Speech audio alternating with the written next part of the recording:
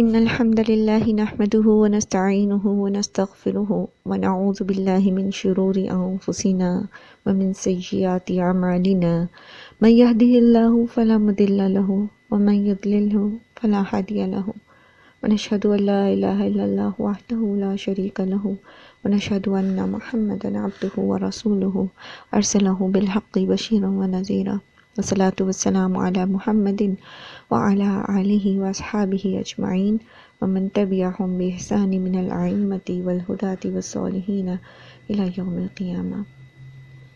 رب اشرح لي صدری ويسر لي أمری واحلل عقدة من لسانی يفقهوا قولی ربنا زدنا علما اللهم فقهنا في الدین آمین یا رب العالمین۔ السلام علیکم ورحمۃ اللہ وبرکاتہ۔ ہم نے یہ پڑھا تھا کہ ان سے بنی اسرائیل سے عہد دیا گیا، اور عہد یہ تھا کہ جو کچھ بھی تمہیں دیا گیا ہے، یعنی پیچھے ہم نے پڑھا نا کہ حضرت موسیٰ کو اللہ سبحانہ وتعالیٰ نے تورات اور فرقان عطا کی تھی، یعنی تورات اور پھر تورات کے اوپر عمل کیسے کرنا ہے اس کی ایکسپلینیشن بھی اللہ تعالیٰ نے موسیٰ علیہ السلام کو سکھائی۔ اور ہر نبی کو اللہ سبحانہ وتعالیٰ اسی طرح سے کتاب کا علم دیتے ہیں۔ خود نبی صلی اللہ علیہ وآلہ وسلم کی سنت جو ہے وہ قرآن کی ایکسپلینیشن ہے، تو ہمیں بھی یہی حکم دیا گیا ہے کہ جو کچھ آپ صلی اللہ علیہ وآلہ وسلم پر نازل ہوا اس پر ایمان لانا ہے ہم نے۔ جیسے بالکل آغاز میں سورہ بقرہ کی ابتدائی آیات میں آپ نے پڑھا تھا نا، یؤمنون بما انزل الیک، ٹھیک ہے، تو انزل الیک میں ہم نے پڑھا تھا کہ اس میں پھر کتاب و سنت دونوں آ جاتے ہیں۔ یہاں پہ ان سے بھی یہی عہد دیا گیا تھا، خذوا ما آتیناکم، لیکن لینا کیسے ہے؟ بقوت، قوت کے ساتھ، واسمعوا، اور سنو۔ قوت کے ساتھ لینے کا مطلب کیا ہے کہ اس کو ایسا رویہ نہیں ہونا چاہیے کتاب اور کتاب کی ایکسپلینیشن کے ساتھ، کتاب کے علم کے ساتھ، کہ انسان ایک کان سے سنے اور دوسرے سے اڑا دے۔ وہ مجالس تو اٹینڈ کرے بڑی بڑی، لیکن صرف اس کا وقتی اثر ہو اور اس کے بعد وہ پھر اسی کام میں لگ جائے جس میں وہ اس قرآن کی مجلس سے پہلے جس روٹین میں تھا۔ تو قوت سے پکڑنے کا مطلب یہ ہے کہ جب آپ نے اس کو سن لیا ہے دھیان سے، اب آپ نے اس کو چھوڑنا نہیں ہے، آپ نے اس کو اپنے عمل میں لے کر آنا ہے۔ اور یہ بات بھی ہم نے سیکھی تھی لاسٹ کلاس میں کہ کسی بھی چیز کو قوت سے پکڑنے کے لیے اس کو ہمیں اپنے سامنے رکھنا پڑتا ہے، اور کوئی بھی چیز ہر وقت آنکھوں کے سامنے تبھی رہ سکتی ہے جب ہمیں اس سے محبت ہو، جب ہمارا دل اس میں لگتا ہو۔ تو قرآن کو ہر وقت آنکھوں کے سامنے رکھنے کے لیے پھر ہمیں ایک خاص افیکشن قرآن کے ساتھ ڈیولپ کرنے کی ضرورت ہے کہ ہم اس کو اپنے ساتھ ساتھ رکھیں۔ آپ نے ایسے لوگ دیکھے ہوں گے جن کے ساتھ ہر وقت قرآن ہوتا ہے، وہ کچن میں کام کر رہی ہوتی ہے ان کے ساتھ قرآن ہوتا ہے، وہ باہر نکلتی ہیں ان کے ہینڈ بیگ میں قرآن ہوتا ہے، وہ سفر میں ہوتی ہیں وہ قرآن پڑھ رہی ہوتی ہیں، اور وہ حضر میں ہوتی ہیں، گھر میں ہوتی ہیں، کسی بھی اپنی فارغ اوقات میں ہوتی ہے تو وہ قرآن پڑھ رہی ہوتی ہیں۔ یہ وہ لوگ ہوتے ہیں جو قرآن کو اپنی نگاہوں کے سامنے رکھتے ہیں۔ لیکن اس میں پھر ضروری چیز کیا ہے؟ واسمعوا، ٹھیک ہے، ہر وقت سامنے رکھنے کے ساتھ ساتھ پھر کیا کرنا ہے آپ نے؟ واسمعوا، یعنی جو قرآن میں بتایا جا رہا ہے اس کو دھیان لگا کے سننا ہے، اور خاص طور پر یہاں پر صرف سننے کی بات نہیں ہے بلکہ سن کے سمجھنے کی بات ہے، تبھی تو ہم اس کے اوپر عمل کر سکیں گے، تبھی تو ہم اس کو قوت سے پکڑ سکیں گے۔ لیکن ان کا رویہ کیا تھا؟ قالوا سمعنا وعصینا، یعنی یہ انہوں نے ایک کان سے سنا اور دوسرے سے اڑا دیا، سنا تو ضرور لیکن دوسرے سے اڑا دیا۔ یہاں ہم تھوڑی دیر رک کے اپنا تجزیہ کریں کہ ہمارا رویہ تو ایسا نہیں ہے۔ مثلا جیسے ابھی ہو سکتا ہے آپ میں سے کوئی ایسا بھی ہو، جیسے میں ہمیشہ اپنی کلاس کی ابتدا میں کہتی ہوتی ہوں کہ آپ کلاس کا لنک جو ہے اپنے فرینڈ اینڈ فیملی کے گروپ میں ڈال دیں، اپنے اسٹیٹس پہ لگا دیں۔ کوئی ایسے ہی رینڈملی بھی کھولتا ہے گروپ کو اور وہ اس لنک کو کلک کرتا ہے اور کلاس میں انٹر ہو جاتا ہے تو وہ سن لیتا ہے، ٹھیک ہے، وہ کچھ بھی سنے گا، اور اگر وہ سننے کے بعد اس کو خضوع جو ہے وہ بقوت اس کو پکڑ لے گا تو پھر کیا ہوگا کہ وہ اس پر عمل کرے گا، وہ تھوڑا سا بھی ہوگا تو اس پر عمل کرے گا، تو انشاءاللہ العزیز وہ ہمارے لیے صدقہ جاریہ بن جائے گا۔ تو یہ جو میسج میں آپ کو ڈالنے کے لیے کہتی ہوں اس میسج کے ساتھ ہو سکتا ہے کہ آج بھی ہماری کلاس میں کوئی موجود ہو، تو یہ جو سننا ہے یہ سن کے پھر ایسا نہیں ہے کہ رینڈملی آپ کلاس جوائن کرتے، آپ سنتے ہیں، اس کے بعد آپ کلاس لیو کر دیتے ہیں، اور اس کے بعد آپ نے قرآن کا جو حصہ سنا ہو اس کو آپ ایسے بھلا دیں گویا کہ آپ نے اس کو کبھی سنا ہی نہیں، بلکہ کیا کرنا ہے؟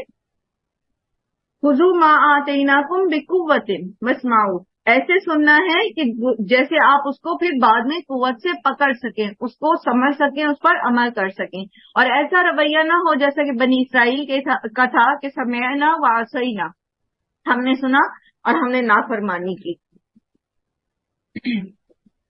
ٹھیک، اچھا ایسا کیوں ہوتا ہے کہ انسان ایک حق بات سنتا ہے اور اس کے بعد وہ اس کی گھٹائی سے نافرمانی کر دیتا ہے؟ اس کی وجہ یہ ہوتی ہے کہ وَأُشْرِبُوا فِي قُلُوبِهِمُ الْعِجْلَ بِكُفْرِهِمْ، وہ جو گھٹائی ہوتی ہے، وہ جو انکار ہوتا ہے اندر، وہ جو اپنی دنیا طلبی کی ہرس ہوتی ہے، اور اس میں کوئی بھی اجل ہو سکتا ہے، کوئی بھی کسی بھی چیز کی ایسی محبت ہو سکتی ہے، غیر اللہ کی محبت، کسی بھی غیر اللہ کی محبت ایسی ہو سکتی ہے جو انسان کو اللہ کی نافرمانی پر اکساتی ہے، تو پھر اللہ تعالیٰ اس محبت کو انسان کے رگ و پے میں ایسے دوڑا دیتے گویا کوئی چیز پی لی جائے تو جس طرح وہ خون کا حصہ بن جاتی ہے۔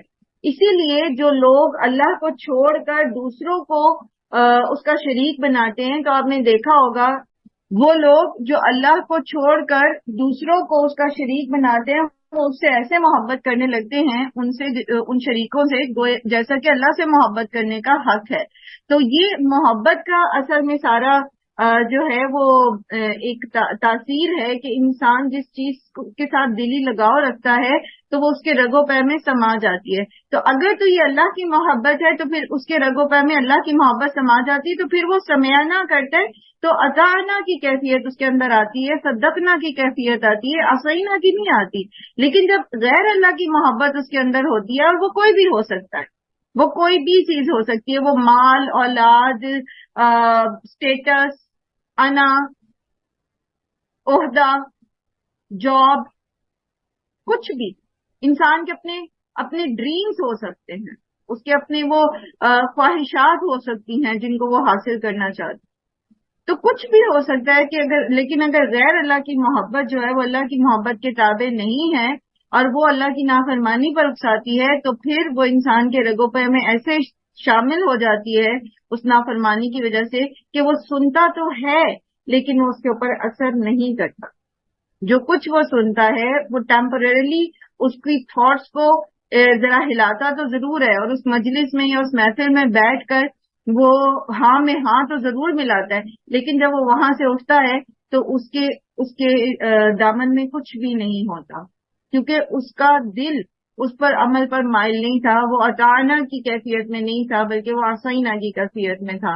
تو اگر ہمارے ساتھ ایسا ہوتا ہے تو پھر ہمیں سوچنا چاہیے ٹھہر کے کہ ہم تو چاہ رہے ہیں کہ ہم قرآن سیکھیں، ہم تو چاہ رہے ہیں کہ ہم قرآن پر عمل کریں، لیکن پھر بھی ہم عمل کیوں نہیں کر پاتے؟ تو تھوڑا سا سکون سے کسی وقت بیٹھ کر ہم لسٹ بنا لیں کہ ہماری زندگی میں کون کون سی محبتیں جو ہیں وہ اللہ کی محبت سے اوپر آ گئی ہیں۔ مثلا آپ کی کون سے ایسے کام ہیں جو اللہ کے ذکر سے آپ کو دور کر دیتے ہیں؟ آپ کو پتہ ہے کہ یہ وقت اللہ کے ذکر کا، لیکن آپ نہیں کر رہے۔ اللہ تعالیٰ ہم پہ رحم کریں اور اللہ تعالیٰ ہمیں توفیق دے، اور اللہ تعالیٰ ہمیں عمل کی توفیق دیں گے، جو علم ہمارے پاس ہے ہم اس پر عمل کر سکے۔ کوئی بھی ایسا کام جو آپ کو اللہ کے ذکر سے دور کر دے وہ آپ کا اجل بن سکتا ہے اگر آپ اس سے چھٹکارا حاصل نہیں کرتے، ٹھیک ہے؟ اور اجل سے چھٹکارا حاصل کرنے کا طریقہ کیا ہے؟ حضرت موسیٰ نے کیا کیا تھا اس بچڑے کے ساتھ؟ سورہ اعراف میں اس کی تفصیل آتی ہے کہ جب حضرت موسیٰ واپس لوٹے اور وہ بچڑا سونے کا انہوں نے دیکھا جس کو سامری نے بنایا تھا، جس کی محبت میں یہ سب گرفتار تھے بنی اسرائیل کے، تو حضرت موسیٰ نے اس کو جلا دیا تھا۔ ایسا نہیں کیا تھا کہ اس کو پھر سے سونے میں ڈھال کر اس کی ڈلیاں بنا لیتے کہ چلے آگے ہمارے کام آ جائے گا، بلکہ اس کو جلا دیا اور جلا کے اس کی راکھ بھی بہا دی۔ تو اگر واقعی ہم سنجیدہ ہوں نا اپنے ایسے اجل سے نجات پانے کے لیے، تو ہمیں اسی طرح یکسر اس کو اپنی زندگی سے نکالنے کی کوشش کرنی چاہیے۔ یا اگر وہ ایسی کوئی چیز ہے جس کو آپ اپنی زندگی سے بے دخل نہیں کر سکتے، مثلا وہ آپ کے ریلیشنز ہیں، ٹھیک ہے، آپ کا گھر ہے، آپ کی اولاد ہے، تو پھر اس کی محبت کو اللہ کی محبت کے تابع کرنے کی ضرورت ہے۔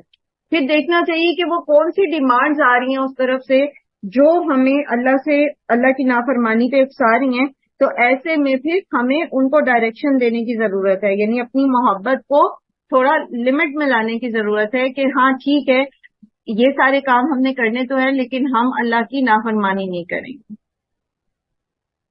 قُلْ بِئْسَ مَا يَأْمُرُكُمْ بِهِ إِيمَانُكُمْ إِن كُنتُم مُؤْمِنِينَ، پھر اللہ سبحانہ تعالیٰ نے فرمایا کہ اگر واقعی تم ایمان کا دعویٰ کرتے ہو، جیسے کہ پیچھے یہ ایمان کا دعویٰ کرنے والے بنے ہوئے ہیں اور کہتے ہیں کہ جی ہم ہی جنت میں جائیں گے، تو اللہ تعالیٰ فرماتے ہیں کہ یہ کتنا برا تمہارا ایمان حکم دے رہا ہے تمہیں، اگر تم واقعی مومن ہو کہ تم ایک طرف سن بھی رہے ہو اور دوسری طرف تم برملا اس کی نافرمانی بھی کر رہے ہو۔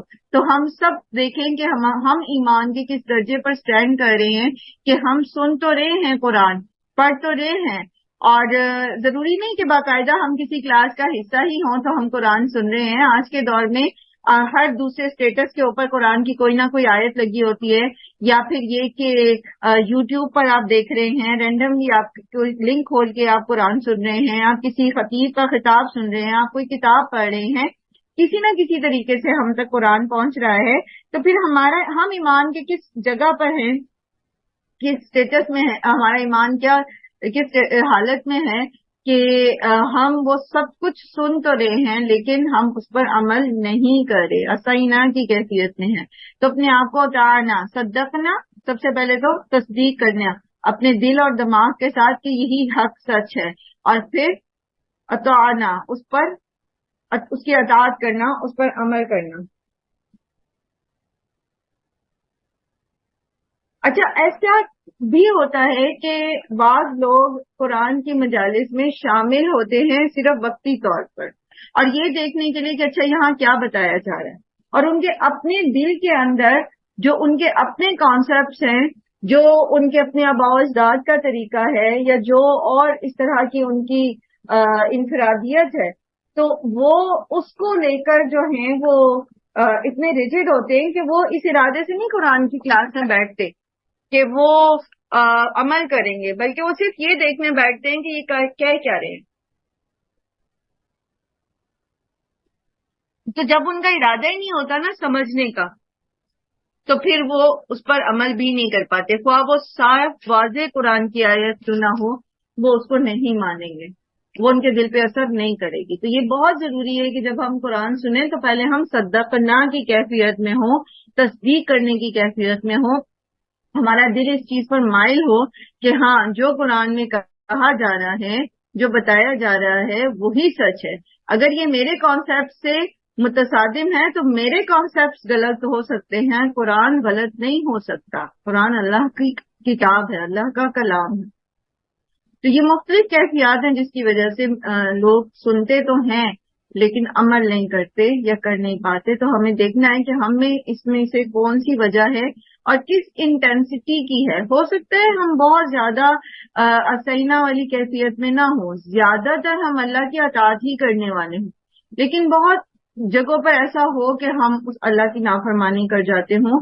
تو جنت میں جو درجات ہیں وہ ہماری کوششوں کے مطابق ہوں گے۔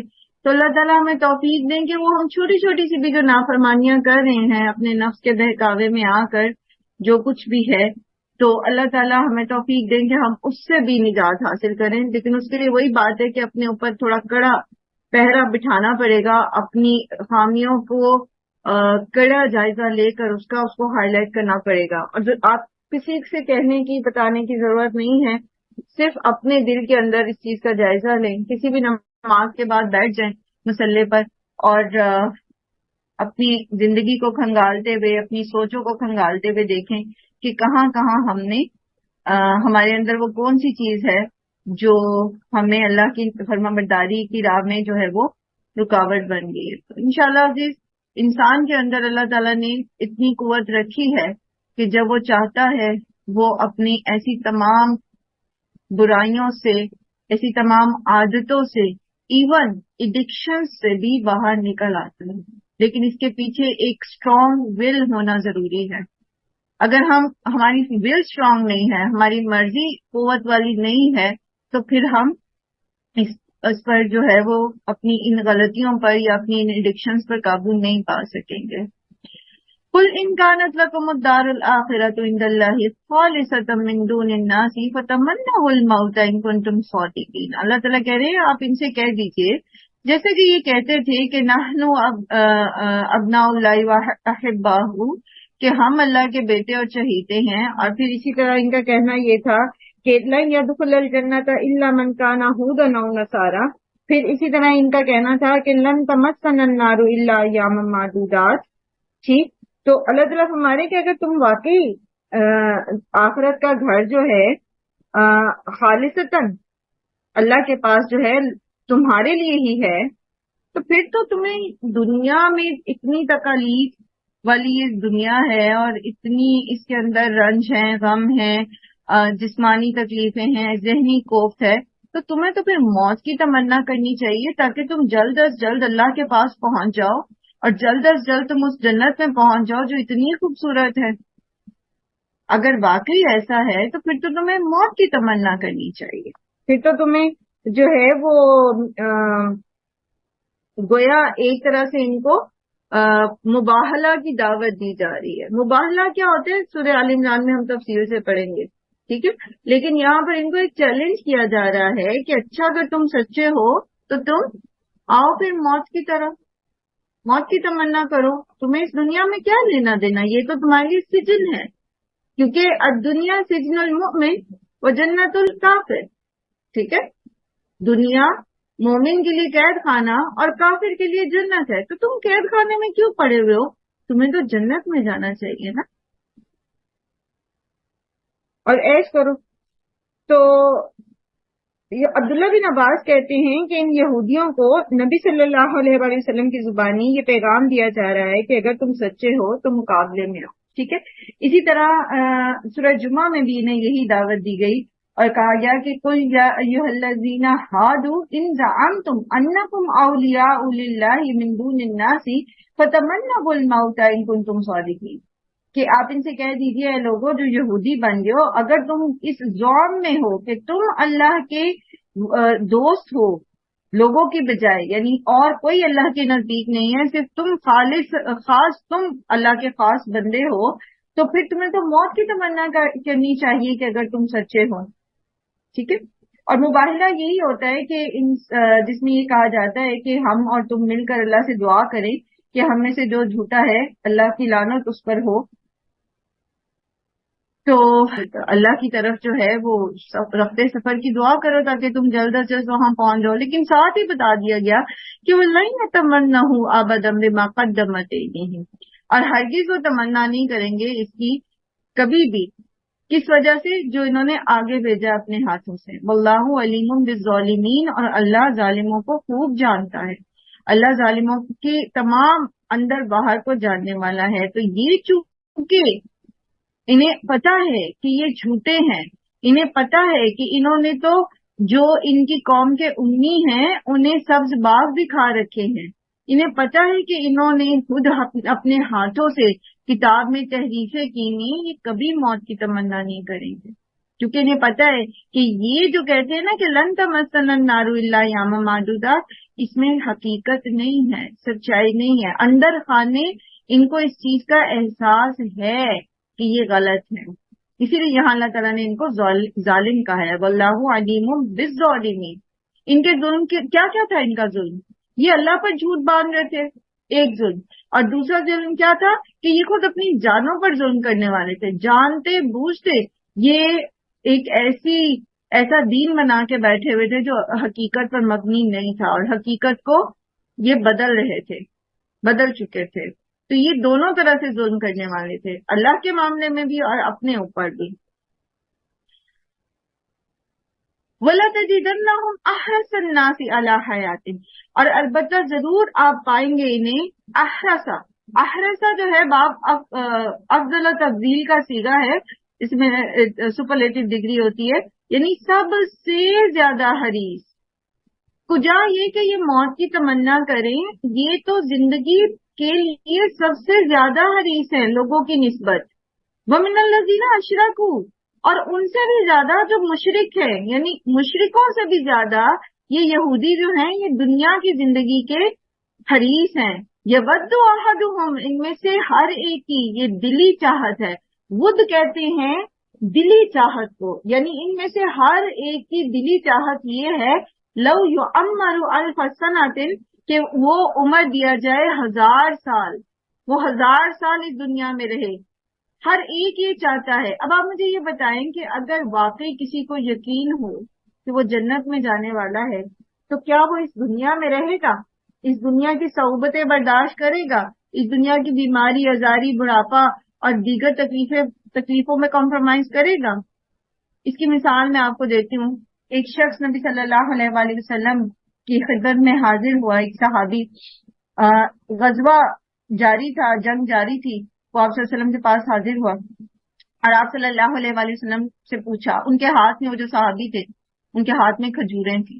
وہ کھجور کھا رہے تھے. کھاتے کھاتے انہوں نے نبی صلی اللہ علیہ وسلم سے پوچھا کہ اگر میں جاؤں جنگ میں اور شہید ہو جاؤں، اللہ کی راہ میں جان دے دوں، تو کیا میں جنت میں جاؤں گا؟ تو آپ صلی اللہ علیہ وسلم نے فرمایا ہاں تم جنت میں جاؤ. انہوں نے وہ کھجوریں وہیں چھوڑ دی کہ اس دنیا کی یہ کھجوریں کیا کھانا، جنت میں جا کے کھانے کا مزہ ہوگا.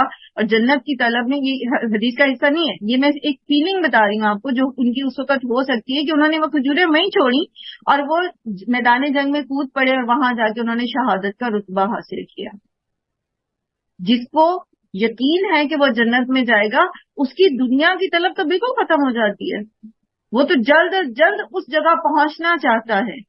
جیسے شہید جو ہے وہ واحد وہ ہستی ہوگی جو موت کے بعد بھی یہ تمنا کرے گی کہ بارہا اسے دنیا میں بھیجا جائے اور ہر بار وہ اپنی جان اللہ کی راہ میں قربان کرے اور پھر وہ اللہ کے پاس آ جائے. یعنی وہ دنیا میں نہیں رہنا چاہے گی. تو یہ کیسے، ان کی کیا کیفیت تھی کہ یہ تو 1000 سال اس دنیا میں ہی رہنا چاہتے تھے، کیونکہ انہیں پتا تھا وَلَن يَتَمَنَّوْا أَبَدًا بِأَيْدِيهِمْ. تو انسان کو موت سے خوف کب آتا ہے؟ انسان کب مرنا نہیں چاہتا؟ جب اس نے اپنی دنیا میں دل لگایا ہو اور ایسا دل لگایا ہو کہ اس نے اپنی آخرت تباہ کر دی، تو وہ کبھی بھی مرنا نہیں چاہتی. اس کو موت سے خوف آتا ہے. مومن کو موت سے خوف کیوں نہیں آتا ہے؟ ایسا نہیں ہے کہ مومن جا کے خودکشی کر لیتا ہے یا مومن اپنے لیے موت مانگتا ہے، کیونکہ اپنے لیے موت مانگنا جائز نہیں ہے. حتیٰ کہ آپ کسی بھی بری سے بری حالت میں ہوں، تب بھی اللہ کے رسول صلی اللہ علیہ وسلم نے ہمیں کیا دعا سکھائی ہے کہ اللہم احیینی ما کانت الحیات خیرا لی وتوفنی اذا کانت الوفات خیرا لی. کہ اللہ تعالیٰ اگر میرے لیے زندگی بہتر ہے تو آپ مجھے زندہ رکھیں، اور اگر موت بہتر ہے تو آپ مجھے موت دے دیں. اس میں بھی یہ نہیں کہا جا سکتا کہ اللہ تعالیٰ مجھے موت دے دیں. تب بھی آپ اللہ ہی کے فیصلے پر راضی ہوتے ہیں کہ آپ بہتر جانتے ہیں میرے لیے کیا بہتر ہے، تو وہی آپ کر دیجیے. جبکہ انسان عاجز آ چکا ہو، ایسی تکلیف میں ہو، ایسی کرب میں مبتلا ہو کہ اس کو دنیا میں کی زندگی کسی عذاب سے کم نہ لگتی ہو، تب بھی وہ صرف یہ دعا کر سکتا ہے، وہ تمنا نہیں کرتا. مومن کو ہمیں اجازت نہیں ہے کہ ہم موت مانگے اللہ تعالیٰ سے. لیکن مومن کو موت سے خوف نہیں آتا. آپ نے کتنے سارے ایسے بہادر دیکھے ہوں گے جن کو جب سزا دی جاتی ہے حکومت وقت کی طرف سے، بادشاہ وقت کی طرف سے، موت کی حتیٰ کہ سزا دے دی جاتی ہے، تو وہ مسکراتے ہوئے موت کو گلے لگا لیتے، کیونکہ انہیں پتا ہوتا ہے کہ ایک سانس کا فرق ہے صرف. اس کے بعد وہ اپنے رب کے حضور ایسے راضی ہوں گے کہ راضیۃ مرضیہ ہوں گے. وہ اپنے رب سے راضی اور رب ان سے راضی. پھر فَادْخُلِي فِي عِبَادِي وَادْخُلِي جَنَّتِی ہو جائے گا بس. تو وہ ہنسی خوشی اس موت کو گلے سے لگانے سے تیار ہے. بڑے سے بڑے جابر کے سامنے کلمہ حق کہتے ہیں، ان کو ڈر نہیں لگتا کہ یہ ہمیں مار دیں گے، ہمیں قتل کر دیں گے، کیونکہ انہیں پتا ہوتا ہے کہ ہم اس دنیا میں آئے ہی کلمت اللہ بلند کرنے کے لیے.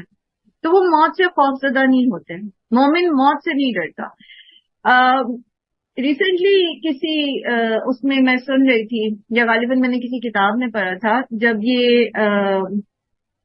صلیبی جنگیں ہوئیں تو اس میں جو جرنیل تھا اس کا یہ بیان تھا کہ مسلمان جو ہے نا، اس سے جنگ میں آپ اس لیے ہار جاتے ہو کیونکہ وہ موت سے نہیں ڈرتا.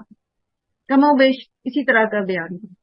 وہ میدان میں اترتا ہے تو وہ کفن باندھ کے اترتا ہے، وہ پیٹ پھیر کے بھاگتا نہیں ہے میدان جنگ سے، تو وہ جان توڑ کے لڑتا ہے. اس کو وہ آتا ہی میدان جنگ میں اپنی جان کو اللہ کی راہ میں قربان کرنے کے لیے، تو اس کو ہرانا آسان نہیں ہوتا. تو پھر خوف کس کو ہوتا ہے موت کا؟ جس کا دل دنیا میں لگا ہوتا ہے یا یہ کہ جس نے اپنی آخرت تباہ کر لی ہوتی ہے. ابھی ریسنٹلی میں ایک اسکالر کا بیان سن رہی تھی تو وہ بتا رہے تھے کہ ان کی ملاقات ایک باہر کسی غالباً امریکہ میں یا کہاں پر ان کی ملاقات ایک ایسی خاتون سے ہوئی کہ جنہوں نے ان سے کہا کہ میں مرنا نہیں چاہتی. ان کا موت تو ہر ایک کو آنی ہے, آپ اللہ سے خیر مانگے, لیکن بہرحال آپ کیوں نہیں مرنا چاہتی؟ تو کہتے ہیں وہ مجھے لے گئی اور انہوں نے مجھے اپنا گھر دکھایا, اور وہ گھر کیا تھا, آپ اس کو زمین پر کہہ سکتے تھے کہ جنت کا ایک نمونہ بنانے کی کوشش کی گئی تھی کہ آبشارے بھی ہیں بیچ میں, اور پہاڑ بھی بنائے گئے ہیں مصنوعی, اور ہر طرح کی سہولت اور ہر طرح کی چیز اس گھر کے اندر. وہ گھر کیا ہوگا, کوئی محل ہی ہوگا جو بنا رکھا. تو وہ کہتی کہ میں یہ سب کچھ چھوڑ کے جانا نہیں چاہتی. تو جنہوں نے دنیا میں جنت بنا لی ہو وہ بھی دنیا چھوڑ کر نہیں جانا چاہتے. اور جو لوگ دنیا میں جنت بناتے ہیں, اگر ہم حدیث کو دیکھیں تو حدیث کیا ہے, الدنیا سجن المؤمن و جنت الکافر. تو دنیا میں جنت جو ہے بن نہیں سکتی. دنیا میں جنت صرف کافروں کے لیے ہے, کیونکہ وہ پھر اپنی خواہش نفس کو پوری کرنے کے لیے جو چاہیں وہ کرتے رہتے ہیں, اور اپنی دنیا کو جنت بنانے کے لیے اللہ کی نافرمانیاں کرتے ہیں اور حدوں کو توڑتے ہیں اور اللہ کا انکار کرتے ہیں, چاہے وہ قولی ہے یا عملی ہے, اعتقادی ہے یا عملی ہے. ہر طرح کا کفر اور شرک جو ہے وہ کر گزرتے ہیں. لیکن مومن پھونک پھونک کے قدم رکھتا ہے, اور وہ اس دنیا میں اپنے آپ کو پابندیوں میں رکھتا ہے, جیسے کسی جیل کی پابندیاں ہوتی ہیں, سجن کی پابندیاں ہوتی ہیں, اس طرح وہ اپنے اوپر کڑے پہرے بٹھا کے رکھتا ہے کہ کہیں بھی وہ اللہ کی نافرمانی نہ کرے. اس لیے وہ موت سے ڈرتا نہیں ہے, اسے پتا ہوتا ہے کہ میں نے بہت پھونک پھونک کے قدم رکھے. اور پھر یہ کہ مومن ہمیشہ اللہ سے رحمت کی امید رکھتا ہے, اور اس کی امید سچی ہوتی ہے. جیسے ایک صحابی کے پاس نبی صلی اللہ علیہ وآلہ وسلم گئے اور وہ بہت مطلب شدید بیماری میں مبتلا تھے. تو آپ صلی اللہ علیہ وسلم نے ان سے پوچھا کہ تم اللہ سے کیسا گمان رکھتے ہو؟ تو انہوں نے کہا کہ مجھے اللہ کی رحمت سے امید ہے لیکن اپنے گناہوں سے ڈر لگتا ہے. تو آپ صلی اللہ علیہ وسلم نے فرمایا جو تمہارا گمان ہے تم اسی کو سچا پاؤ گے. یہ مفہوم ہو گیا حدیث کا, ایگزیکٹ الفاظ نہیں ہے. تو مومن جو ہے وہ اللہ کی رحمت سے امید رکھتا ہے اگرچہ کہ وہ گنہگار بھی ہو, لیکن چونکہ اس کو پتا ہوتا ہے کہ وہ اپنے ایمان میں سچا ہے, وہ اپنے اعمال میں سچا ہے, آلدو وہ کچھ گناہ کر بیٹھا ہے لیکن اس کا رب, وہ اپنے رب سے معافی مانگتا بھی ہے, زندگی میں توبہ کرتا بھی ہے, اور وہ یہ امید رکھتا ہے کہ اس کا رب اس کو معاف کر دے گا. دوسری طرف یہ کافر ہیں جو بظاہر تو یہ اظہار کرتے ہیں کہ ہم بخشے ہوئے ہیں اور ہمارے لیے ہی آخرت میں بڑے مقام ہیں, اور جس طرح اللہ نے ہمیں دنیا میں نوازا ہے آخرت میں بھی نوازیں گے, اور خاص طور پر اہل کتاب کا ذکر ہے یہاں پر. تو یہ کیوں نہیں موت کی تمنا کرتے؟ کیونکہ انہیں پتا ہے کہ یہ ساری جو فولز پیراڈائز ہے, یہ جو بیوقوفوں کی جنت انہوں نے بنا رکھی, یہ انہوں نے خود بنا رکھی, اس کا حقیقت سے کوئی تعلق نہیں. اللہ نے ایسا کوئی وعدہ ان سے نہیں کر رکھا. اسی لیے تو ان میں سے ہر ایک یہ چاہتا ہے, حتیٰ کہ مشرکوں سے بھی بڑھ کر یہ زندگی کے حریص ہیں اور چاہتے ہیں کہ ہزار ہزار سال کی زندگی پائے. وما ہوا بمزحزحہ, اور نہیں ہے ان کو بچانے والا, من العذابی, عذاب سے, ان یعمر, اگرچہ کہ وہ اتنی لمبی عمر بھی دے دیے جائیں. اگر وہ 1000 سال کی زندگی بھی دے دیے جائیں تو بالآخر تو انہیں موت آنی ہی ہے نا, کیونکہ کل نفس ذائقۃ الموت, ہر نفس نے موت کا مزہ چکھنا. اور انہیں بھی پتا ہے کہ ان کے باپ دادا بھی چلے گئے, وہ بھی جنہوں نے کتابوں میں تحریف کی, اور جو اللہ کے نبی بھی تھے وہ بھی چلے گئے. یہاں اس دنیا میں کسی نے سدا نہیں رہنا. تو پھر اگرچہ یہ 1000 سال بھی عمر دیے جائے, لو یہ عمر الف سنہ, تب بھی یہ عذاب سے بچ نہیں سکتے, اس لیے یہ موت سے ڈرتے ہیں. وما واللہ بصیر بما یعملون, اور اللہ تعالیٰ خوب دیکھنے والا ہے جو کچھ یہ عمل کر رہے ہیں. بظاہر یہ علماء دین بن کے بیٹھے ہوئے ہیں, بظاہر یہ اپنے آپ کو جو بھی کہتے ہیں, بظاہر ان کے جبے اور ان کی خد و خال اور انہوں نے جو کچھ اپنے وہ بنا رکھی ہیں, اپیرنسز بنا رکھی ہیں, جو کچھ بھی ہے, لیکن اللہ تعالیٰ ان کے اعمال کو اندر باہر سے دیکھ رہے ہیں کہ یہ عمل کر رہے ہیں, اور زندگی ان کو عذاب سے نہیں بچا سکتی۔ کل من کا کہہ دیجئے جو ہے عدوً دشمن لجبریل جبریل کا، فإنہ نزلہ علی قلبک، تو بے شک اس نے یعنی جبریل نے نازل کیا ہے اسے یعنی قرآن کو، علی قلبک یعنی آپ صلی اللہ علیہ وآلہ وسلم کے دل پر، بإذن اللہ، اللہ کے اذن سے۔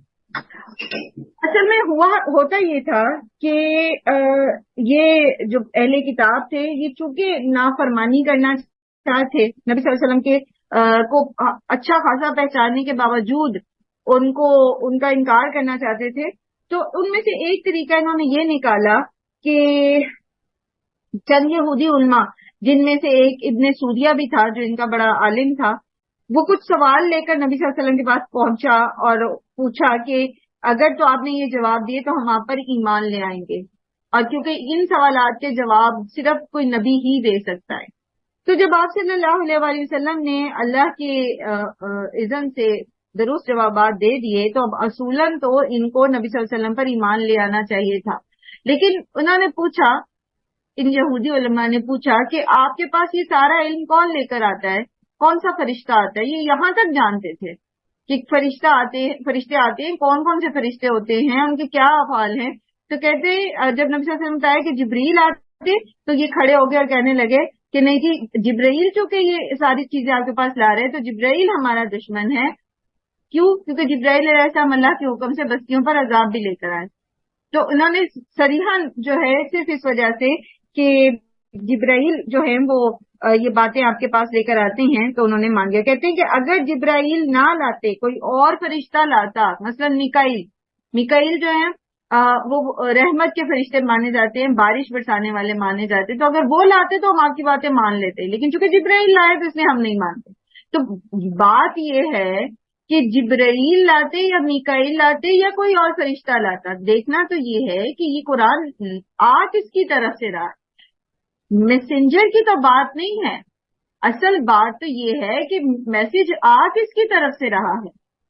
تو وہ تو اللہ کے اذن سے قرآن کو نبی صلی اللہ علیہ وسلم کے دل پر اتار رہی ہیں، نبی صلی اللہ علیہ وسلم کو قرآن سکھا رہی ہیں۔ جبرائیل کا کلام تو نہیں ہے کہ چلے اگر سو کالڈ وہ جبرائیل سے کوئی دشمنی رکھتے بھی ہیں تو محض اس دشمنی کی بنا پر وہ اس اللہ کی بات کو ریجیکٹ کر دیں جس اللہ پر وہ خود بھی ایمان لانے کے دعوے دار ہیں، تو پھر یہ کیسا ایمان ہے ان کا؟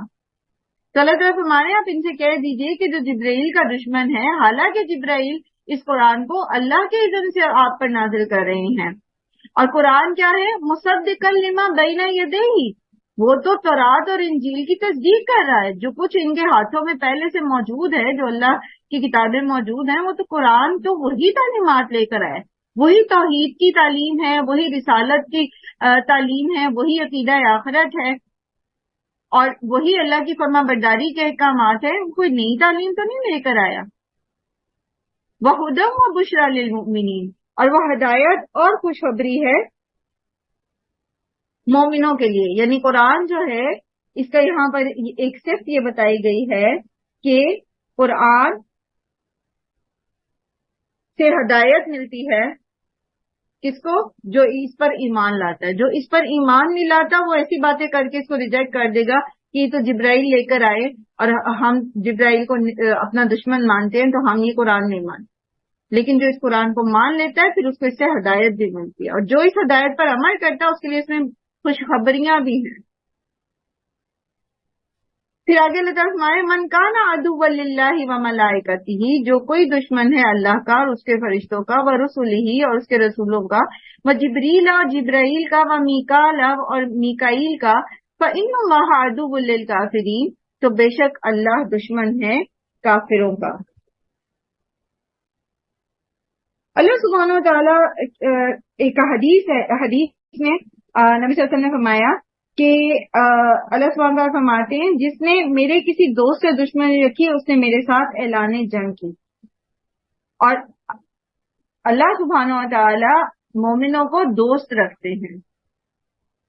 قرآن کریم میں بھی جو ہے اس میں جو ہے اس بات کا بار بار اظہار کیا گیا ہے کہ مومن جو ہیں وہ اللہ کے دوست ہیں، اور اللہ جو ہے وہ مومنوں کا دوست ہے، ٹھیک ہے، اور فرما بردار مخلوق ہیں، تو ان کے ساتھ اگر کوئی دشمنی رکھتا ہے یا اللہ کے رسولوں کے ساتھ. جیسے پیچھے آپ آیت کا حصہ پڑھے نا تو اللہ تعالیٰ کیا فرما رہے ہیں کہ من کانا عدوا للہ و ملائکتہ، کسی بھی فرشتے کو برا کہتے، وہ رسولہ، اور اس کے رسولوں کو برا بھلا کہتے، اس کے رسولوں سے دشمنی رکھتے ہیں، یا جبرائیل اور میکائیل سے دشمنی رکھتے ہیں، تو پھر اللہ بھی ان کا دشمن ہے. یہ نہیں ہو سکتا کہ آپ اللہ کے پیاروں سے تو دشمنی رکھیں، ان کے تو خلاف پروپیگنڈا کریں اور خود آپ اپنے آپ کو ولی اللہ کہیں. ایسا نہیں ہو سکتا. اور اللہ کے دوست ہوتے کون ہیں؟ کون اللہ کا دوست بنتا ہے؟ یا اللہ کس کا دوست ہوتا ہے؟ من یکفر، آپ نے پڑھی ہے نا وہ آیت تسبیح کہ ومن یکفر بالطاغوت ویؤمن باللہ فقد استمسک بالعروۃ الوثقی لا انفصام لها. اور اسی کے آگے آتا ہے اللہ ولی الذین آمنوا، اللہ دوست ہے ان کا جو ایمان لاتے ہیں، یخرجہم من الظلمات الی النور، وہ ان کو نکالتا ہے اندھیروں سے روشنی کی طرف. اللہ ایمان والوں کا دوست ہوتا ہے، نہ کہ ان کا جو اللہ کے ساتھ شرک کرتے ہیں اور اللہ کی نافرمانیاں کرتے ہیں اور جو چاہیں دین بنا لیں اور جو چاہے اللہ کی کتاب میں تحریف کر لیں اور جیسے چاہے رسولوں کو اذیت دیں، جیسے چاہے اللہ کے پیارے بندوں کو اذیت دیں، اور پھر بھی وہ یہ کہیں کہ ہم اللہ کے ولی ہیں، ہم اللہ کے چہیتے ہیں. جیسے پیچھے ان کا یہ دعویٰ سورہ جمعہ کی آیت میں بھی مینشن کیا گیا نا کہ قل یا ایھا الذین ھادوا ان زعمتم انکم اولیاء للہ من دون الناس، تم تو یہ سمجھتے ہو کہ تم اللہ کے دوست ہو، تو یہ اللہ کے دوست نہیں ہو سکتے. جو اللہ کے پیاروں کا دشمن ہوتا ہے، اللہ کے رسولوں کا دشمن ہوتا ہے، تو اللہ تعالیٰ نے اس کے لیے اعلان جنگ کر دیا، صاف صاف فرما دیا فَإِنَّ اللَّهَ عَدُوٌّ لِّلْكَافِرِينَ، اللہ تعالیٰ کافروں کا دشمن ہے.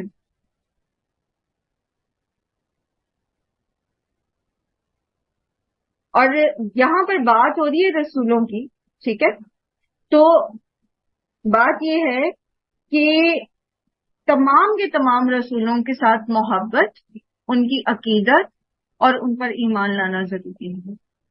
جو یہود تھے عیسیٰ اور محمد صلی اللہ علیہ وسلم پر ایمان نہیں لاتے، ان سے پیچھے پیچھے جتنے انبیاء تھے ان کو وہ نبی مانتے تھے، گرچہ کہ انہوں نے انبیاء کے ساتھ جیسا بھی سلوک کیا، لیکن وہ حضرت عیسیٰ سے دشمنی رکھتے تھے اور محمد صلی اللہ علیہ وسلم سے دشمنی رکھتے تھے. تو ایمان کا حصہ یہ ہے کہ آپ تمام کے تمام رسولوں پر ایمان لائیں. ٹھیک ہے، جیسے سورہ بقرہ کی آخری آیت ہے نا، آمن الرسول بما انزل الیہ من ربہ والمؤمنون، ایمان لایا رسول جو اس کی طرف نازل کیا گیا اس کے رب کی طرف سے، والمؤمنون، اور سب کے ساتھ ایمان لانے والے، کل آمن باللہ، ان میں سے ہر ایک ایمان لایا اللہ پر، وملائکتہ، اور اس کے فرشتوں پر، وکتبہ، اور اس کی ساری کتابوں پر، ورسلہ، اور اس کی سارے رسولوں پر، لا نفرق بین احد من رسلہ، اور نہیں ہم فرق کرتے اس کے رسولوں کے درمیان کسی ایک میں بھی. تو یہ ایمان کا تقاضا ہے کہ تمام رسولوں پر ایمان لایا جائے، اور کسی رسول کو بھی ہم اس چیز کی ہمیں اجازت نہیں ہے کہ ہم ان میں کوئی تفریق کریں یا کسی کو زیادہ کہیں یا کسی کو کم کہیں.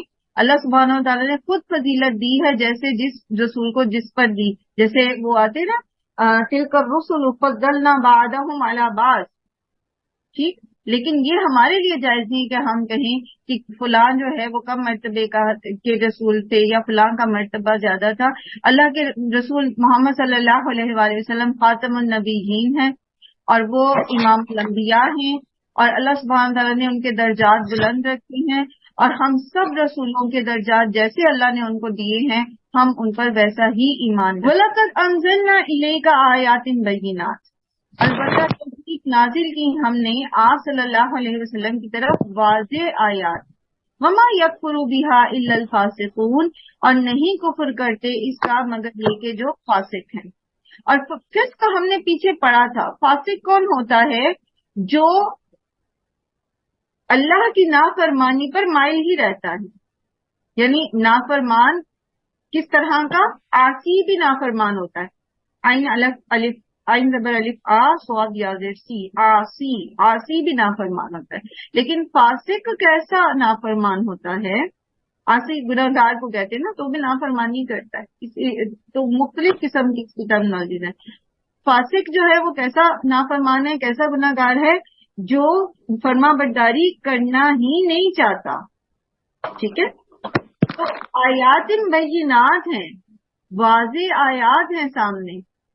जैसे ये आए नबी सल्लल्लाहु अलैहि वसल्लम के पास, और आप सल्लल्लाहु अलैहि वसल्लम ने इनके सवालों का जवाब दे दिया, और ये जानते थे कि एक नबी के अलावा इन सवालों का जवाब कोई नहीं दे सकता, तब भी ये ईमान नहीं लाए। तब भी इन्होंने एक बहाना क्या बना दिया कि ये चूंकि जिब्राइल लेकर आए आपकी तरफ, तो हम इस पर ईमान नहीं लाएंगे, क्योंकि इनके दिल में पहले से ही ये चीज तय थी कि इन्होंने मानना नहीं है। ये तो सिर्फ अपनी क्यूरोसिटी खत्म करना चाहते थे, या ये कि एक दिखावा करना चाहते थे, व्हाटएवर। पहचानते तो थे वो नबी सल्लल्लाहु अलैहि वसल्लम को, तो ये सच्चे नबी, लेकिन चूंकि मानना ही नहीं चाहते थे, इसलिए आयातिन बैयिनात भी उनके ऊपर असर नहीं करती। ये बात हम लोगों की ना एक रूटीन का तजर्बा है। अगर हम ईमानदारी से सोचें तो बाज औकात हम कुछ मामलात में क्यों अल्लाह की फरमाबरदारी नहीं कर पाते, क्यों नहीं कर पाते? क्योंकि इन इनर साइड कहीं ना कहीं हमारे दिल में एक चाहत होती है उस अमल की जो असल में अल्लाह की नाफरमानी, और हम उस चीज को, अल्लाह के उस हुक्म को लेकर कुछ इस तरह से उसको करना चाहते हैं, कोई फतवा ऐसा हमें मिल जाए, कोई राह ऐसी निकल आए कि हम अपनी मर्जी पूरी कर लें, हम अपनी चाहत पूरी कर लें, और हम एक तरह से जिसे कहते हैं ना कि अल्लाह की फर्मा बरदारी उस खास मामले में गोया करना ही नहीं चाह रहे होते, तो फिर हमारे ऊपर वो आयात असर नहीं करती, चाहे वो कितनी ही जो है वो वईद हो जहन्नम की, या जन्नत की बशारत हो, या किसी और तरह की इबरत हो, वो हम पे उस तरह असर नहीं करती, हमें रोक नहीं पाती। और अगर हमारे अंदर अगर किसी चीज की ऐसी चाहत है और हम चाहते हैं कि हम इससे निजात हासिल कर लें, हम सच्चे दिल से चाहते हैं, और हम अपने उस बछड़े से जो है उसको अपने दिल से निकालना चाहते हैं, तो फिर आप देखिए कि कैसे कोई एक आयत आपके सामने आ जाती, कोई एक आप मोटिवेशनल टॉक सुन लेते, किसी तरह भी आपको कोई एक जो है वो एक मिल जाती है, कहीं से कोई स्टिमुलस मिल जाती है, कोई मुहर्रिक आपको मिल जाता है, तो आप उस चीज को छोड़ने पर राजी हो जाते हैं। ऑल्दो से मुश्किलात आती जरूर है, क्योंकि हमारा नफ्स जो है वो यूज टू हो चुका होता है उन रस्म रिवाज का भी, और उस रूटीन का भी, और उन सारी बातों का। लेकिन ये कि जब हम कोशिश करते हैं तो फिर हम उससे निकल आते हैं। मसलन नमाज की पाबंदी को ले लीजिए, सर्दियों में फजर की नमाज ले लीजिए, या गर्मियों में फजर की नमाज ले लीजिए, बहुत अर्ली होती है, बहुत। तो अब अगर हम वाकईतन ये चाहते हैं ना कि हम नमाज पढ़ें, तो आप देखें कि हम वाकई पढ़ पाते हैं। लेकिन अगर कहीं अंदर हमारे अंदर नींद की चाहत है और कसमसाहट है कि सर्दी में कौन निकले वजू करे, या अभी रात में इतनी लेट सोई, 12:30 में सोई या 1:30 में सोई, और ये 3 बजे 3:30 बजे टाइम हो गया नमाज का, और गर्मियों में तो बहुत जल्दी वक्त खत्म हो जाता है नमाज का, जो ड्यूरेशन होता है फजर का वो भी बहुत कम होता है, तो मैं तो उठ ही नहीं पाऊंगी, और मैं कैसे उठूं, और ये और वो करते करते फिर हम नहीं पढ़ पाते, फिर हम रूटीन नहीं बना पाते अपनी फजर की नमाज की।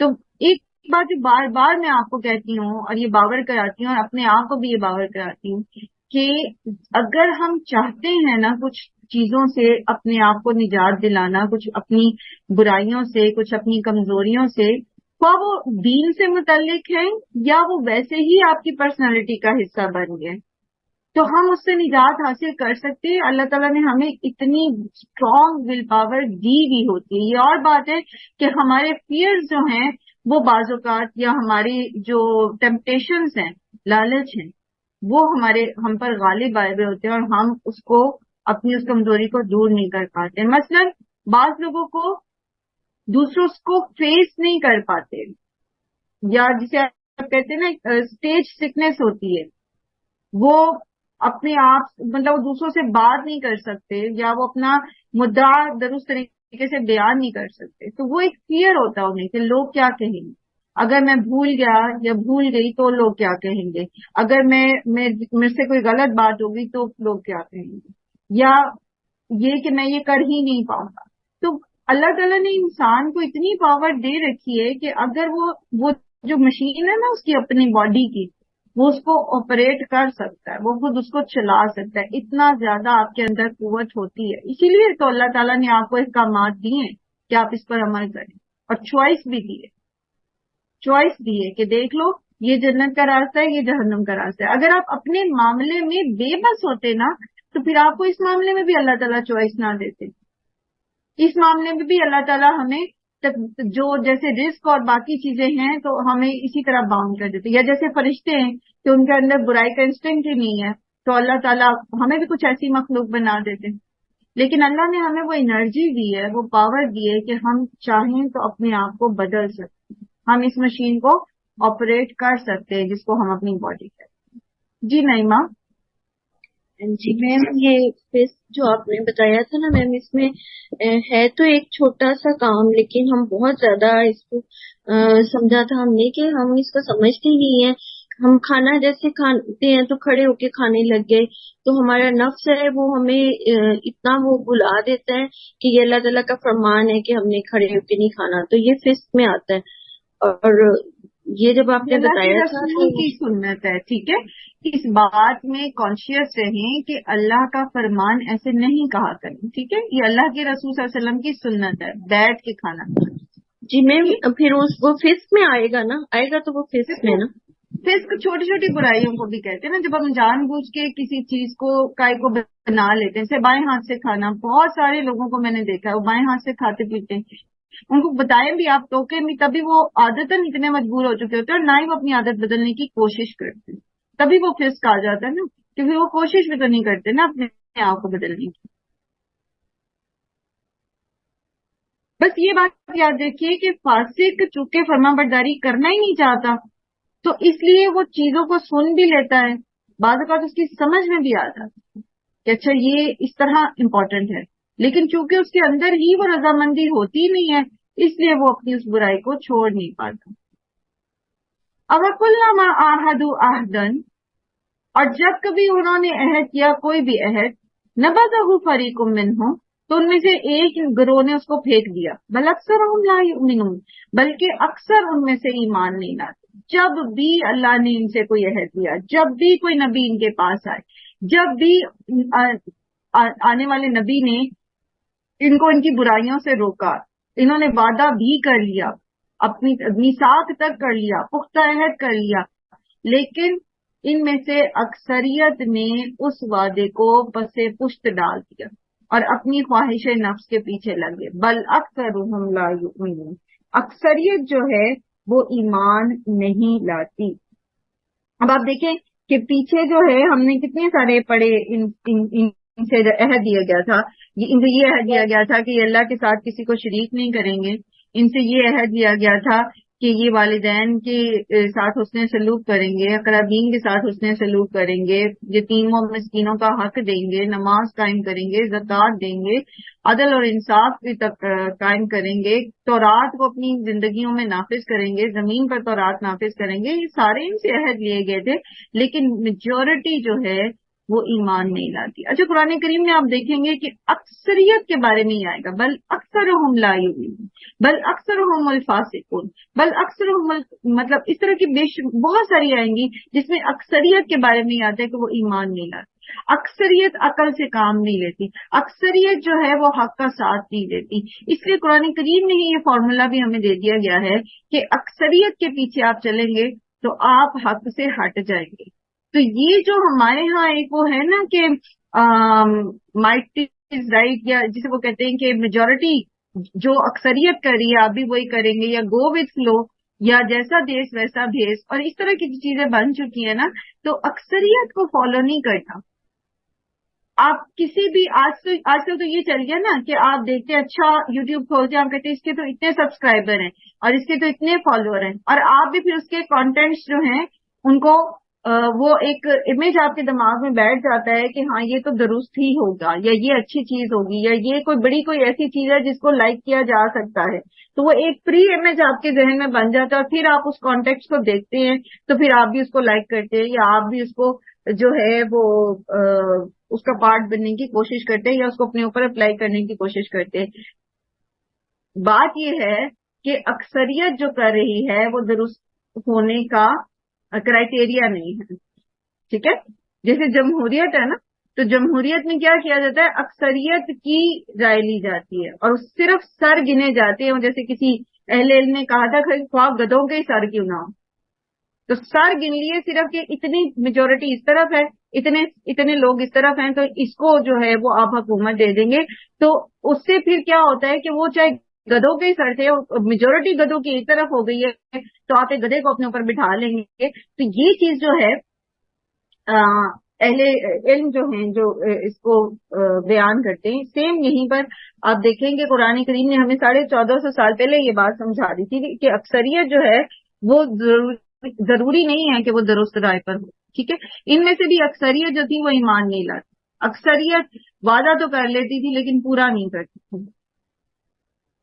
वलम्मा जाअहुम रसूलुम मिन इंदिल्लाही, और जब कभी आया इनके पास, जब आ गया इनके पास एक रसूल, वलम्मा और जब जाअहुम आ गया उनके पास एक रसूल, मिन इंदिल्लाही अल्लाह के पास से, मुसद्दिकुन वो तस्दीक करने वाला है, लिमा उसके लिए जो माहुम उनके पास है, यानी पहले से जो तालीमात उनके पास है वही तालीमात मोहम्मद सल्लल्लाहु अलैहि वसल्लम लेकर आए हैं।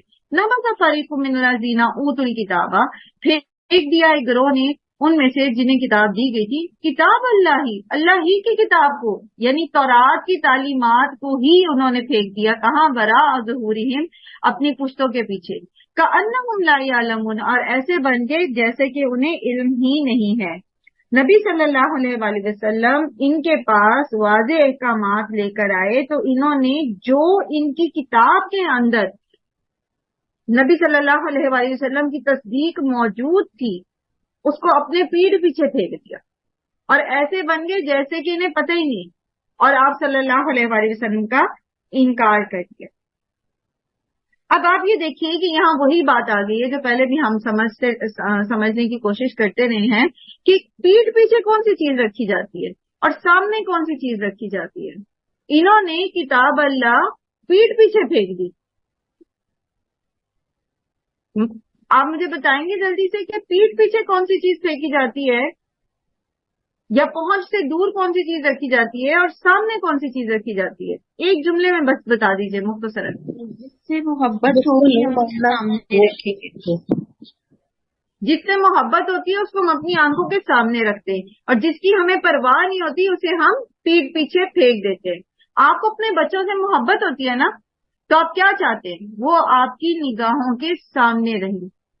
और बहुत सारे ऐसे लोग भी होते हैं जिनकी आपको परवाह ही नहीं है, तो आप सदियों उनको पूछते भी नहीं, हत्ता कि उनके आए हुए मैसेजेस आप पढ़ते भी नहीं, तो आपको उनकी परवाह ही नहीं। लेकिन जिसकी परवाह होती है उसको इंसान हमेशा अपने सामने रखता है। एक छोटी सी मिसाल से मैंने आपको बताया, अगर हमें अल्लाह की किताब से मोहब्बत है, इनफैक्ट हमें अल्लाह से मोहब्बत है, तो हम अल्लाह की किताब को सामने रखेंगे। लेकिन अगर हमें परवाह ही नहीं, तो फिर हम अल्लाह की किताब को कहाँ रखेंगे,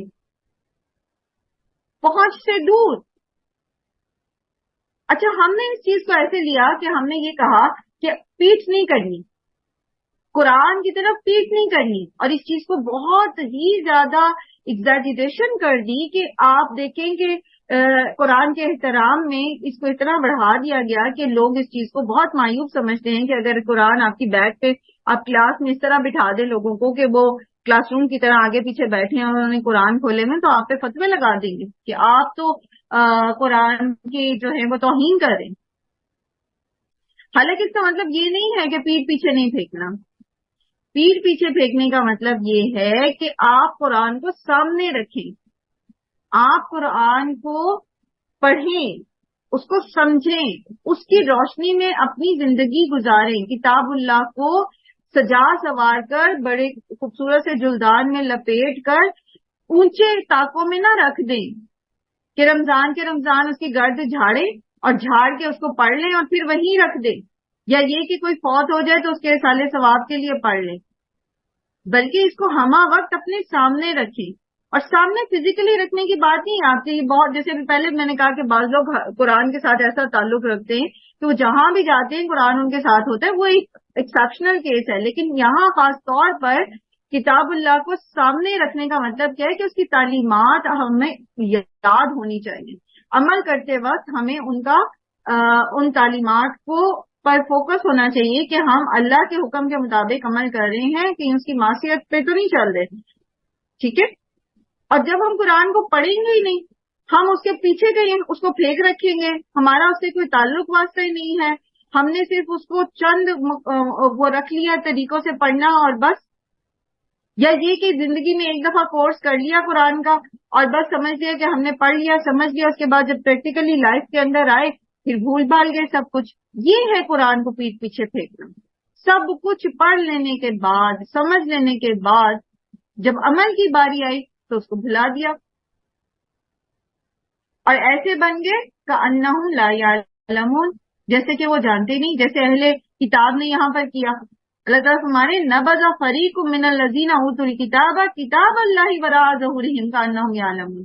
انہیں کتاب دی گئی تھی اور انہوں نے کتاب پیٹ پیچھے پھینک دی جیسے کہ وہ جانتے ہی نہیں، جیسے کہ وہ جو کچھ نبی صلی اللہ علیہ وسلم نے بتا رہے ہیں وہ کوئی نئی سی بات.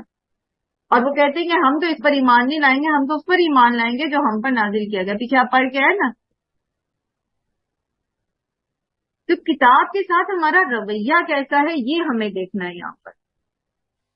کیا کتاب اللہ ہماری زندگی میں ایسے ہی شامل ہے جیسے کوئی بھی ایسی چیز جسے ہم محبت کرتے ہیں وہ ہماری زندگی میں شامل ہے.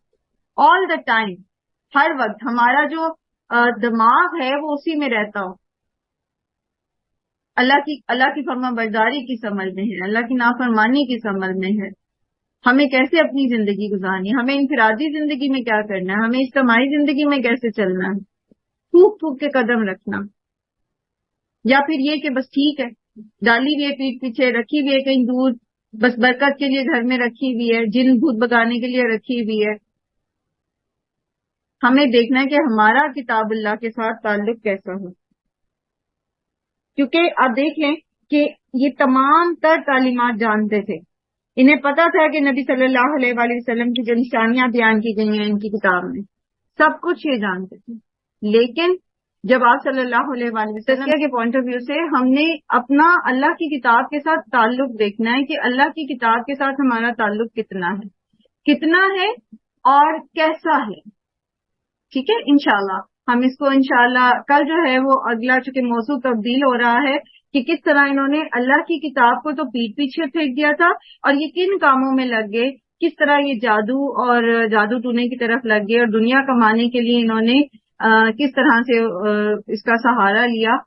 تو انشاءاللہ کل ہم اس ٹاپک پہ جائیں. چلیں جی، جزاکم اللہ خیرن کثیرا. انشاءاللہ العزیز کل ہم اس سے آگے چلیں گے، لیکن میں چاہوں گی کہ جب ہم کل کلاس اسٹارٹ کریں تو آپ سب کے پاس کچھ نہ کچھ اس بارے میں رائے ہونی چاہیے کہ ہم کس طرح اللہ کی کتاب کے ساتھ اپنا تعلق ہمارا ہے اور کس طرح ہم اس کو مضبوط کر سکتے ہیں، کس طرح ہم اس کو بہتر کر سکتے ہیں. تو پریکٹیکلی آپ نے کیا کیا، کس طرح اللہ کی کتاب سے اپنا تعلق مضبوط کیا اور کس طرح آپ کو اس کا فائدہ ہوا. تو کچھ چھوٹی سی مختصر سی ڈسکشن کے ساتھ انشاءاللہ کل ہم اپنی اگلی آیت جو ہے اس کی طرف جائیں گے. اس کے ساتھ ساتھ میں آپ سب سے ایک ریکویسٹ کروں گی کہ آپ اپنے ساتھ اور لوگوں کو بھی کلاس میں لے کر آئیں. ٹھیک ہے. اور خاص طور پر جو پہلے ہمارے ساتھ کلاس میں آتے رہے ہیں لوگ، وہ اگر اب نہیں آ رہے تو ذرا پرسنلی جاننے کی کوشش کیجیے، ان کو ہیلپ کیجیے. اگر کوئی مشکل ہے، ٹائم مینجمنٹ کا ایشو ہے یا کوئی اور مسئلہ ہے ان کے ساتھ، تو آپ اس کو ذرا دور کرنے کی کوشش کیجیے. ادروائز ایڈمنس میں سے کسی کو ریفر کر دیجیے وہ، تاکہ ہم جو ہے وہ کاؤنسلنگ کر سکیں. اور یہی تعاون علی البر ہے کہ اگر کوئی آنا چاہ رہا ہے کلاس میں اور کسی وجہ سے نہیں آ پا رہا تو ہم کچھ اگر ان کے ساتھ ان کو آئیڈیا دے سکیں کہ کس طرح ان کو کس طرح سے ہیلپ آؤٹ کر سکیں. اللہ سبحانہ تعالیٰ ہم سب کو توفیق عطا فرمائے. وآخر دعوانا الحمدللہ رب العالمین. سبحانک اللہم و بحمدک، نشہد ان لا الہ الا انت، نستغفرک و نتوب الیک. السلام علیکم.